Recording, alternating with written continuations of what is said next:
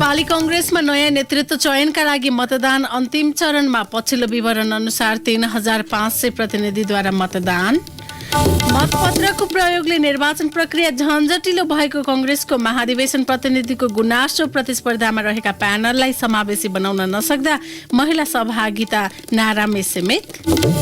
6वटा अध्यादेश पेश गर्ने कार्यसूची सहित प्रतिनिधि सभाको 10औं अधिवेशन भोलिबाट सुरु हुँदै दलहरूको सहमतिमा बैठक सञ्चालन गर्ने सभामुख सापकोटाको भनाई।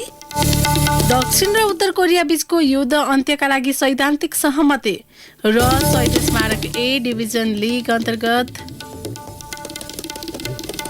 सङ्कटाद्वारा नेपाल पुलिस पराजित। नमस्कार, कान्तिपुर डायरीका साथमा सुनिता र इन्द्र लक्ष्मी। समाचार अब विस्तारमा। सुरुमा कांग्रेस महाधिवेशन विशेष। नेपाली कांग्रेस 14औं महाधिवेशन विशेष।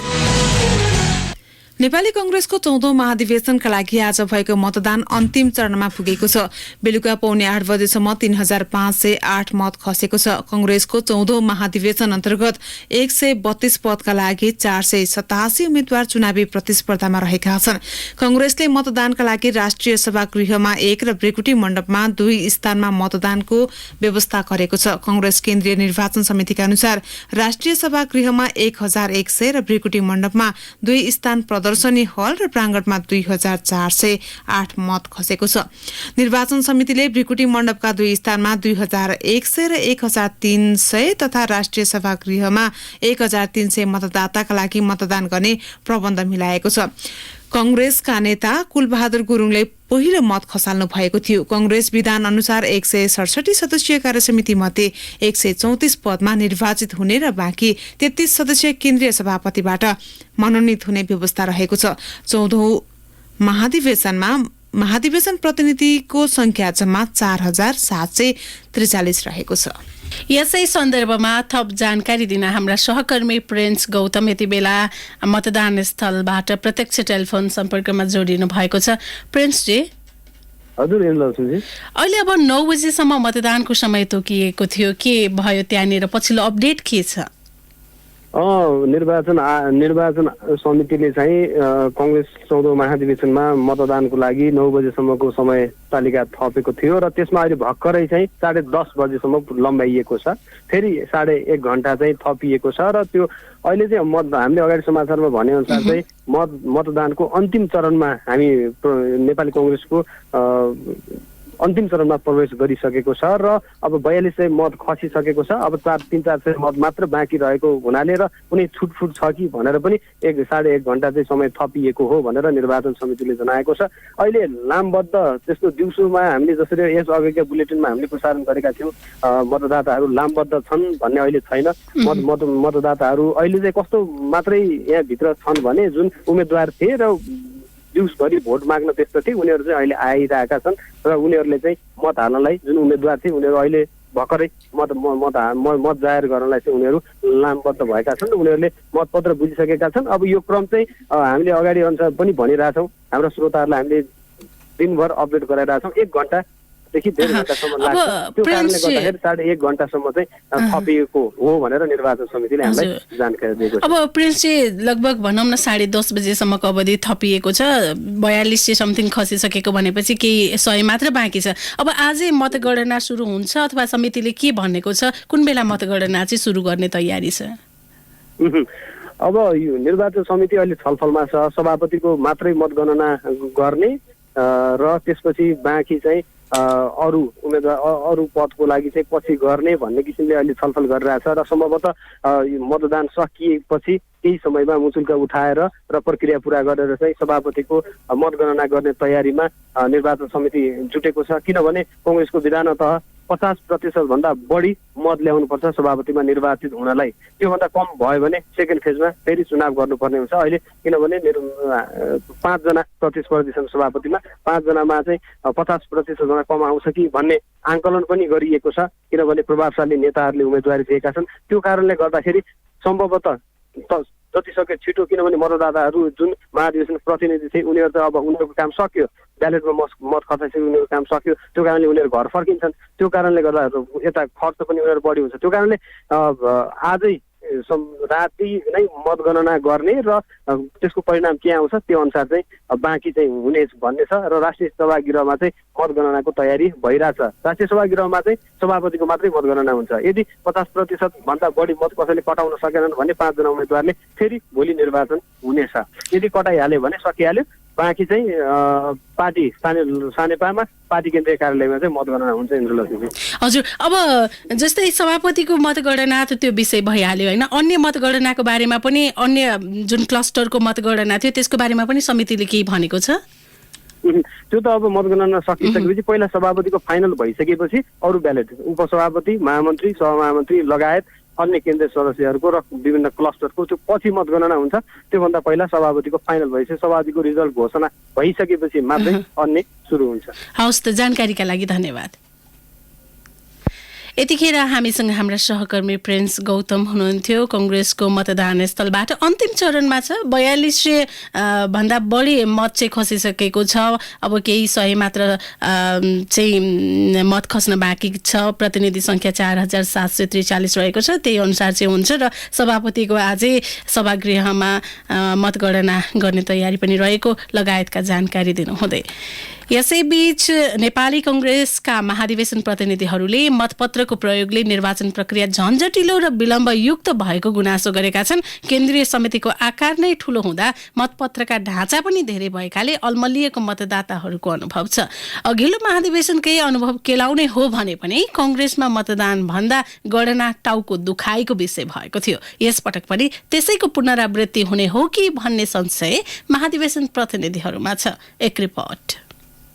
14औं महाधिवेशन सुरु हुनु केही दिन अघि सञ्चारकर्मीले प्रधानमन्त्री एवं नेपाली कांग्रेसका सभापति शेरबहादुर देउवालाई तपाईहरू किन महाधिवेशनमा विद्युतीय भोटिङ मेसिन प्रयोग गर्नुहुन्न भनी जिज्ञासा राखेका थिए। जवाफमा देउवाले भने यसपटकलाई पदाधिकारी बीच सहमति जुटेन, तर पछि जाने त्यही व्यवस्थामा हो। सभापति देउवाले भनेको त्यो समय कहिले आउँछ सायद उनी पनि ढुक्क साथ भन्न सक्दैनन्। तर महाधिवेशन प्रतिनिधिहरूले भने अहिलेको मतदान प्रक्रिया झन्झटिलो र समय बढी लाग्ने भएको अनुभव सुनाएका छन्। महाधिवेशनमा रुकुम पूर्वबाट सहभागी हुन काठमाडौँ आएका महिला प्रतिनिधिहरूलाई पनि यस्तै लागेको छ। कमला कुमारी मल्ल, सजिलो तरिका सजिलो राम्रो लाग्यो। पहिले अलि व्यवस्थापन गर्दा टाइम अलि धेरै लाग्यो, त्यतिमा त्यहाँ भित्र 45 मिनट जति लाग्यो। सजिलो हुन्थ्यो विद्युतीय मेसिन भए।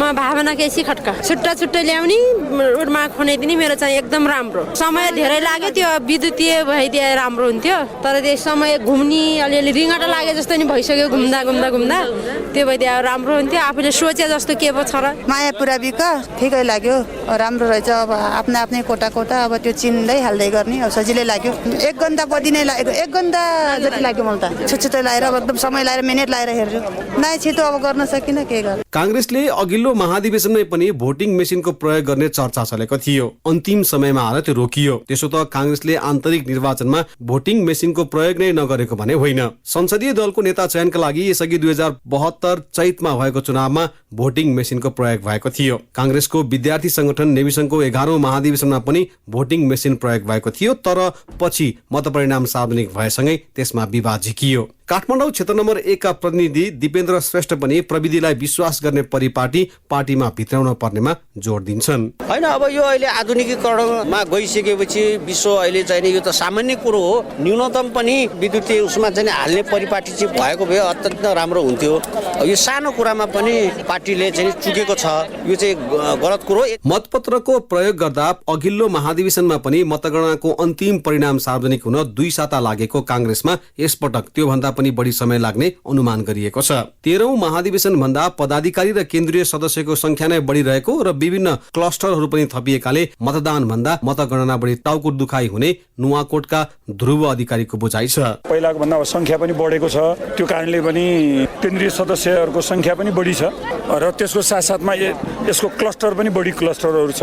त्यो हिसाबले गर्दा यो अलिकता मतगणना गर्न चाहिँ टाइम लाग्छ नै हो। तर महाधिवेशनमा पहिलो पटक सहभागी हुन लागेका कैलालीका धर्मराज ओझा जस्ताका लागि मतदान प्रक्रियामा सहभागी हुन पाउनु नै उपलब्धि हो। धेरै समय लागे पनि सक्षम नेतृत्व छान्ने अधिकारको प्रयोग महत्त्वपूर्ण हुने उनी सुनाउँछन्। केन्द्रीय कार्य समितिको निर्वाचनमा भाग लिने पहिलो मौका हो। मलाई एकदमै खुसी लागेको छ। कम्तीमा हामीले सक्षम र योग्य उम्मेदवार र पार्टी सभापतिदेखि लिएर सबै पदाधिकारी छान्न पाउने अवसर पाएको छौँ, खुसी लागेको छ। समय त के छ भने अब सबैको नाम थाहा नहुन पनि सक्छ, पढ्नु पनि पर्ने हुन्छ र सङ्ख्यात्मकमा सङ्ख्या पनि हेर्नुपर्ने हुन्छ, त्यसका लागि अलिक समय चाहिँ लाग्न सक्छ। चितवनमा हालै सम्पन्न भएको एमालेको 10औं महाधिवेशनमा पनि भोटिङ मेसिनको प्रयोग भएको थियो। राप्रपाको एकता महाधिवेशनमा पनि अध्यक्ष पदमा भएको निर्वाचनमा भोटिङ मेसिन प्रयोग गरियो। त्यसो त संविधान सभाको दोस्रो निर्वाचनमा पनि काठमाडौँ क्षेत्र नम्बर 1 मा निर्वाचन आयोगले भोटिङ मेसिन प्रयोग गरेको थियो। मेसिनको प्रयोगले निर्वाचन प्रक्रिया सहज पार्नुका साथै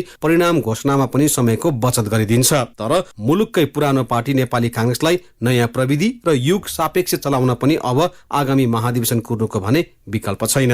रेडियो कान्तिपुरका लागि पवन आचार्य। कान्तिपुर डायरीमा अब कान्तिपुर सविस्तार। कान्तिपुर सविस्तार। समावेशीकरणका मुद्दा सुरु हुनु अघि नै नेपाली कांग्रेसका सभापति शेरबहादुर देउवाले पार्टीमा कदम जमको अवधारणा ल्याउनु भएको थियो। पछाडि परेका कर्णाली, दलित, महिला, जनजाति र मधेसी समुदायको प्रतिनिधित्व पार्टीमा हुनुपर्नेमा उहाँको जोड थियो। तर यिनै देउवाले सभापतिमा दोस्रो पटक निर्वाचित हुने आकांक्षा सहित 14औं महाधिवेशनमा होमिने बेलामा भने आफ्नो प्यानलमा भने कदम जमलाई हुबहु उतार्न चुक्नु भएको छ। सभापतिका अन्य दावेदारको प्यानल पनि दावी गरे जस्तो समावेशी छैन, कारण कांग्रेसमा महिला सहभागिता महाधिवेशनको मुद्दा मात्रै हुने गरेको छ।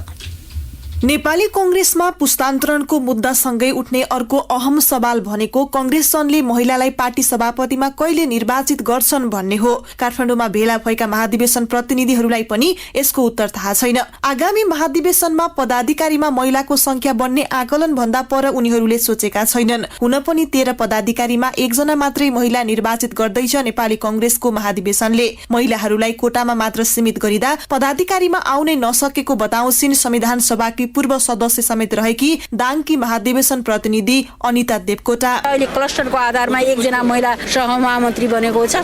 यत्रो जनसंख्याको कुरा गर्ने हामी हिजो द्वारिका देवी ठकुरालाई पहिलो स्वास्थ्य मन्त्री बनायौं भनेर नेपाली कांग्रेसले भन्ने, हिजो घिउ खायौं आज हात सुगा भनेर पुग्दैन। त्यसैले अब कांग्रेसले सोचेर महिलाहरूलाई कार्यकारिणी पदमा पुगाउनको लागि कांग्रेसले विशेष रूपमा सोच्न जरुरी छ। महिला सहभागिताका सवालमा कांग्रेसले इतिहासमा राम्रै फड्को मारेको छ। द्वारिका देवी ठकुरानीलाई पहिलो महिला मन्त्री बनाउने कांग्रेसमा महिला संघकी संस्थापक अध्यक्ष मंगला देवी सिंह र शैलेजा आचार्यहरूको लगानी र विरासत छ। पार्टी उपसभापति र उपप्रधानमन्त्री भएकी शैलेजाको राजनीतिक विरासतलाई अघि बढाउँछु भन्ने नेताहरू पनि भेटिन्नन्। दाङबाटै कांग्रेसको महाकुम्भमा सहभागी हुन आएकी कल्पना चौधरी आफू जस्तै धेरै महिलाहरू विभिन्न कोटाहरूमा थन्किनु परेको पीडा सुनाउँछिन्। खुला प्रतिस्पर्धाबाट पनि महिलाहरू नेतृत्वमा आउने वातावरण नभएसम्म महिला सहभागिता नबढ्ने उनी सुनाउँछिन्। महिलाहरू त धेरै आछन् तर खुलाबाट आउनु भएको छैन नि। जति पनि महिलाहरू आछ, दलित आछ, जनजाति आछ, हैन थारूहरू आछ, त्यो सीमित कोटामा आछ नि। खुलाबाट निर्वाचित गरेर ल्याउनु पर्छ भन्ने सोच भएन नि त। त्यो खालको एउटा जातीय हिसाबले अथवा आर्थिक हिसाबले ब्याग गरेको जस्तो मलाई लाग्छ। चर्चित अनुहार, राजनीतिक सुझबुझ र यसअघि नेतृत्वमा पुगिसकेका महिला नेताहरू पनि महाधिवेशनमा सुरक्षित स्थानको खोजीमा रहेको पाइयो। पार्टीको पूर्व कोषाध्यक्ष रहेकी कांग्रेस नेता चित्रलेखा यादव संसदको पूर्व उपसभामुख र 62-63 को जनआन्दोलनका बेला सड़कबाट संसद सञ्चालन गर्ने सभामुख पनि हुन्। तर 14औं महाधिवेशनमा उनी पनि प्रदेश 2 को मधेसी कोटामा खुम्सिन्। पदाधिकारीमा महिला आउन् भन्ने नेतृत्वको चाहना नै नभएको उनको दाबी छ। शीर्ष नेताहरूको सूचीमा महिलाहरू कोही पनि हुन्, त्यसैले देख्न पाउँदैन। अब दुःख किन लाग्छ भने अब यहाँ एक्लै उम्मेदवारी दिँदाखेरि पनि अब हामीले जति सुकै चाहिँ यहाँ विवेकको कुरा गरे पनि भोलि गएर त्यो भोटिङ प्याटर्न्सबाट थाहा हुन्छ अलिकति भोटहरू यताउति हुन सक्छ, तर खासै यताउति नहुने अवस्था रहन्छ। 13औं महाधिवेशनबाटै केन्द्रीय सदस्यमा निर्वाचित भएपछि 14औं महाधिवेशनमा पदाधिकारी उठ्ने सोचमा थिइन् लक्ष्मी परियार। तर पार्टी नेतृत्वको भागबण्डा र गुट उपगुटको व्यवस्थापनको शिकारमा उनी जस्तै धेरै महिला नेताहरू परेका छन्, जसका कारण अहिले पनि केन्द्रीय सदस्यकै लागि चुनावी प्रतिस्पर्धामा रहेकी छन्। क्लस्टरमै जानुपर्ने अवस्था सिर्जना भइरहेको छ। जुन चुनाव हामी उड्दैछौँ, एउटा प्यानलले चुनावमा जाँदाखेरि टिम बनाउने नेतृत्वहरूले कसरी त्यसलाई म्यानेज गर्ने भन्ने कुरा पनि हुन्छ। हामी नेताहरूसँग सल्लाह गर्दाखेरि त्यहाँ बस्दा नै ठिक हुन्छ भन्ने कुरा भइसके पछाडि मैले चाहिँ खासमा त्यो गरेको हो। हुन त मैले पहिलोचोटि चुनाव लड्दाखेरि म अर्को पल्ट यसै ठाउँमा म दोहोऱ्याउँदिनँ भन्ने मेरो मनसाय थियो। तर पछिल्लो समयमा अब हामीले नेताहरूसँग म अर्को ठाउँमा चुनाव लड्छु अथवा अर्को क्लस्टरमा जान्छु भन्दै गर्दाखेरि अहिलेको जुन यो थपिएको अलिक ज्यादा भएको कारणले पनि तपाईँ यहीँ बस्नुहोस् भन्ने खालको सरसल्लाह पनि भएको छ। 2012 सालमा भएको वीरगञ्ज महाधिवेशनले समाजवादलाई पार्टीको मूलभूत सिद्धान्त अंगीकार गरेपछि अघिल्लो महासमिति बैठकले शान्तिपूर्ण र लोकतान्त्रिक उपायहरूबाट समाजवादको स्थापना गर्ने लक्ष्य लिएको छ। कांग्रेसले पार्टी संगठन र सरकार सञ्चालनमा कदम जम अर्थात कर्णाली, दलित, महिला, जनजाति र मधेसी भन्ने मान्यतालाई प्रयोगमा ल्याएको दावी गरेको छ र यसका प्रणेता 13औं महाधिवेशनबाट सभापतिमा निर्वाचित शेरबहादुर देउवा हुन्। 2004 सालमै राणाहरूले महिलाहरूलाई सामूहिक भेला हुन बन्देज लगाएको अवस्थामा पिकनिक आयोजना गरेर महिला संघ स्थापना गर्ने मंगला देवी सिंहको योगदान भुल्ने कांग्रेसले शैलेजा, द्वारिका देवी, चित्रलेखा, सीता देवी यादवको योगदानको मूल्याङ्कन गर्नेमा त्यति आशावादी हुन सकिन्न।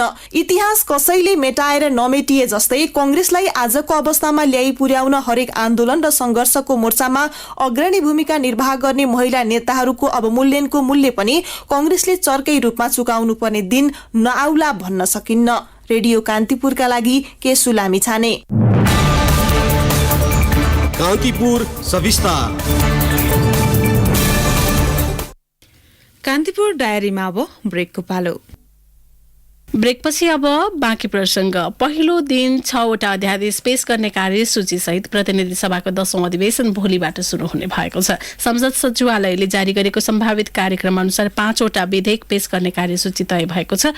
सचिवालयका अनुसार गृहमन्त्री बालकृष्ण खाँडले नेपाल प्रहरी र प्रदेश प्रहरी सम्बन्धी अध्यादेश, तेजाब तथा अन्य घातक रासायनिक पदार्थ नियमन सम्बन्धी अध्यादेश तथा सामाजिक सुरक्षा अध्यादेश पेश गर्नुहुनेछ। त्यस्तै भौतिक पूर्वाधार मन्त्री रेणु कुमारी यादवले रेलवे अध्यादेश र कानून मन्त्री दिलेन्द्र बडुले यौन हिंसा विरुद्धका केही ऐन संशोधन गर्ने अध्यादेश र फौजदारी कसुर तथा फौजदारी कार्यविधि सम्बन्धी केही ऐन संशोधन अध्यादेश पेश गर्ने कार्यसूची रहेको संसद सचिवालयले जनाएको छ। प्रमुख प्रतिपक्षी एमाले संसद बैठक अवरुद्ध गर्ने बताउँदै आएको छ। यसैबीच सभामुख अग्नि सापकोटाले संसद अवरोध गर्ने एमालेको कदम संविधान विपरीत नरहेको बताउनु भएको छ। संसद भवनमा सञ्चारकर्मीसँग कुरा गर्दै सभामुख सापकोटाले संसद सञ्चालनका लागि तटस्थ भूमिका निर्वाह गरेको पनि बताउनु भयो।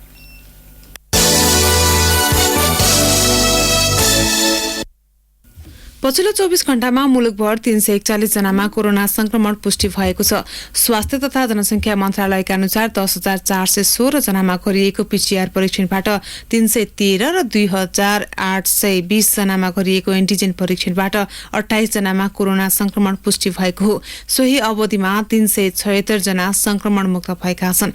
पछिल्लो 24 घण्टामा थप 3 जना कोरोना संक्रमितको मृत्यु भएको छ। यो सँगै कोरोना संक्रमणका कारण नेपालमा मृत्यु हुनेको संख्या 11,557 पुगेको मन्त्रालयले जनाएको छ। मुलुकभर 5,824 जना सक्रिय संक्रमित रहेको मन्त्रालयको तथ्याङ्कमा उल्लेख छ।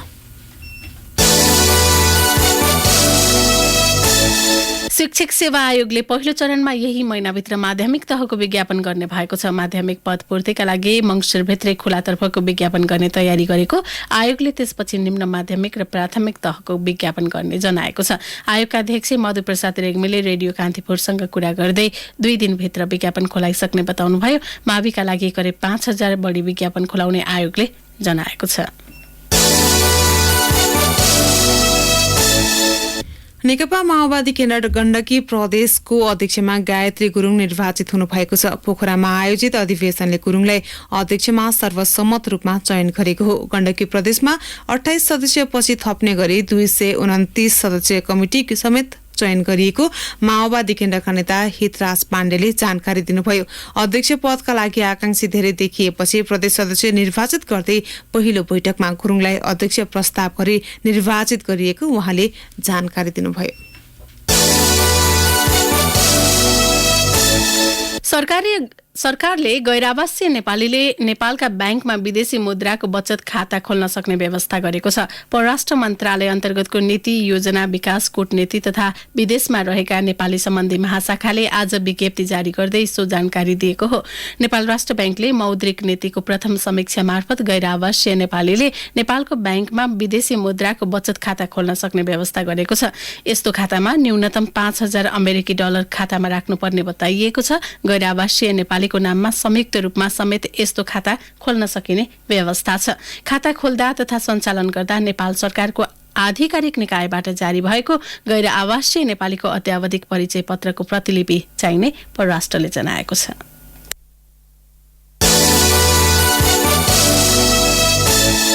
कान्तिपुर डायरीमा अब 5 थर डायरीको पालो।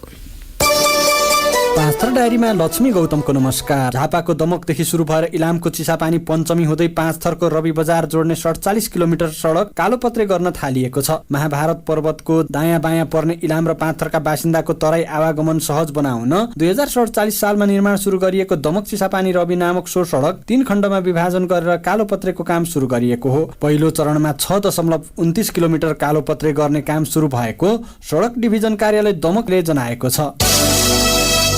प्रदेश 1 मा गरिएको एक सर्वेक्षण अनुसार विवाह पश्चात विदेश गएका 160 जना महिला मध्ये 54 जनाका श्रीमानले दोस्रो विवाह गरेको तथ्य सार्वजनिक भएको छ। यस्तै विदेश गएका 1255 जना विवाहित पुरुष मध्ये 45 जनाका श्रीमतीले दोस्रो विवाह गरेको भेटिएको छ। तथ्याङ्कलाई औसतमा हेर्दा दोस्रो विवाह गर्ने महिलाको तुलनामा पुरुषको संख्या धेरै हो। नेपाल सरकारले स्विस सरकारसँगको साझेदारीमा श्रम रोजगार सामाजिक सुरक्षा मन्त्रालय मार्फत 5 थर सुनसरी मोरङ र भोजपुर जिल्लाका विभिन्न स्थानीय तहबाट वैदेशिक रोजगारीमा गएका 3392 घरधुरीमा गरेको सर्वेक्षणमा सो तथ्याङ्क भेटिएको हो। नेपाल संगीत तथा नाट्य प्रतिष्ठानले 5 थरको सदरमुकाम फिदिममा आयोजना गरेको च्याब्रुङ नृत्य प्रशिक्षणमा 5 थर ताप्लेजुङ र तेह्रथुम जिल्लाका 22 किशोर किशोरी प्रशिक्षित भएका छन्। लिम्बू समुदायको संस्कृतिमा आधारित च्याब्रुङ नृत्यलाई जीवन्त राख्न भन्दै प्रतिष्ठानले 10 दिने प्रशिक्षण कार्यक्रम चलाएको थियो। प्रशिक्षणमा सुर, ताल र लयबद्ध ढङ्गबाट च्याब्रुङ नाच्ने व्यावहारिक सँगै सैद्धान्तिक अभ्यास गराइएको प्रमुख प्रशिक्षक यासेली योङहाङले बताउनुभयो। मालपोत कार्यालय 5 थरले जिल्लाको हिलिहाङ गाउँपालिका 3 मा पर्ने गोपेटार बजारमा आयोजना गरेको घुम्ती शिविरमा 1300 भन्दा धेरै जग्गाको कारोबार भएको छ। हिलिहाङ गाउँपालिकाको व्यवस्थापनमा मालपोत कार्यालयले मङ्सिर 19 गतेदेखि 26 गतेसम्म हिलिहाङका बासिन्दालाई शिविरबाटै जग्गा पास, रजिस्ट्रेसन, नामसारी र बकस पास सँगै कित्ता कार्डको सुविधा उपलब्ध गराएको थियो। 5 थरमा पहिलो पटक प्रदेश स्तरीय महिला भलिबल प्रतियोगिता हुने भएको छ। फिदिम नगरपालिका 7 रानीटारमा पुस 12 गतेदेखि सुरु हुने प्रतियोगिता रानीटार युनाइटेड क्लबको आयोजनामा सञ्चालन हुने पक्का भएको हो। 5 थरमा प्रदेश स्तरीय महिला फुटबल प्रतियोगिता आयोजना गरिएको यो पहिलो पटक हो। हस्त 5 थर डायरी अहिलेलाई यति नै। लक्ष्मी गौतम बिदा हुन्छु, नमस्कार। कान्तिपुर डायरीमा पुनः ब्रेकको पालो। ब्रेकपछि अब आर्थिक प्रसंग। खाद्य व्यवस्था तथा व्यापार कम्पनी लिमिटेड वीरगञ्ज शाखाले यस वर्ष 18,000 क्विन्टल धान खरिद गर्ने भएको छ। कार्यालयका सूचना अधिकृत मुनिलाल कुशवाहाका अनुसार केन्द्रबाट धान खरिदको आदेश तथा त्यसको कोटा प्राप्त भइसकेको छ, जस अनुसार यस वर्ष 15,000 क्विन्टल सोना मन्सुली र 3,000 क्विन्टल जिरा मसिनो धान खरिद गरिनेछ। यसपटक सोना मन्सुली धानको खरिद मूल्य प्रति क्विन्टल 2,902 रुपियाँ रहेको उहाँले बताउनुभयो। यो संघीय सरकारले नै निर्धारण गरेको सोना मन्सुली धानको समर्थन मूल्य हो। अब अन्तर्राष्ट्रिय प्रसंग। दक्षिण र उत्तर कोरिया बीचको युद्ध अन्त्यका लागि सैद्धान्तिक सहमति भएको छ। दक्षिण कोरियाका राष्ट्रपति मुन जे इनले उत्तर कोरिया, दक्षिण कोरिया, अमेरिका र चीन कोरियाले युद्धको औपचारिक अन्त्यका लागि सैद्धान्तिक रूपमा सहमति भएको बताउनु भएको हो। उत्तर कोरियासँग केही बाँकी विषयमा थप छलफल गरेपछि कोरियाले 2 राष्ट्रबीच युद्ध अन्त्यको घोषणा गर्ने राष्ट्रपति मुनले बताउनुभयो। सन् 1950 देखि 1953 सम्म चलेको युद्ध कुनै शान्ति सम्झौता बिना युद्ध विरामको घोषणा मार्फत मात्रै टुङ्गिएको थियो। यद्यपि 2 देश बीचको तनाव अझै कम भएको छैन। दक्षिण कोरियाका राष्ट्रपति मुन अहिले अस्ट्रेलियाको भ्रमणमा हुनुहुन्छ। अस्ट्रेलियाका प्रधानमन्त्री स्कट मोरिसनसँगको संयुक्त पत्रकार सम्मेलनमा मुनले युद्ध अन्त्यको खुलासा गर्नुभएको हो। उत्तर कोरियालाई चीनले र दक्षिण कोरियालाई अमेरिकाले प्राविधिक रूपमा समर्थन गर्दै आएका छन्। बेलायतमा कोरोना भाइरसको नयाँ भेरिएन्ट ओमिक्रोनका संक्रमित बढ्दै गएपछि संकटकाल घोषणा गरिएको छ। प्रधानमन्त्री बोरिस जोन्सनले ओमिक्रोन संकटकाल घोषणा गर्दै 18 वर्ष माथिका सबैलाई खोप लगाउने बताउनु भएको बीबीसीले उल्लेख गरेको छ। ओमिक्रोनको लहर सुरु भइसकेको भन्दै प्रधानमन्त्री जोन्सनले खोपसहित यसको सामना गर्न तयार रहन पनि आह्वान गर्नु भएको छ। यसअघि हिजो मात्रै आगामी जनवरीमा ओमिक्रोन भाइरस संक्रमणले भयावह रूप ल्याउन सक्ने भन्दै वैज्ञानिकले चेतावनी दिएका थिए। उनीहरूले अप्रिलको अन्त्यसम्ममा थप 25 देखि 75 हजार जनासम्मको ज्यान जान सक्ने पनि आकलन गरेका छन्।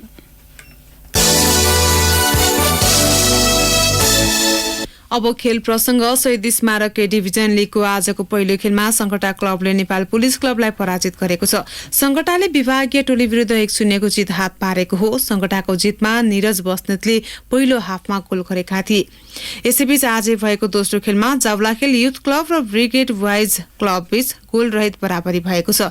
जावलाखेल अङ्कविहीन रहँदै पुच्छारमा रहेको छ। ब्रिगेड 4 अङ्क जोडेर 9औं स्थानमा रहेको छ। हवस् त यिनै प्रसङ्गसँगै कान्तिपुर डायरीका आजका हाम्रा सम्पूर्ण बुलेटिन यही सकिएका छन्। भोलि बिहान 6:30 बजे नियमित बुलेटिनका साथमा उपस्थित हुनेछौँ। तबसम्मलाई सुनिता र इन्द्रलक्ष्मी बिदा हुन्छौँ। नमस्कार, शुभरात्रि।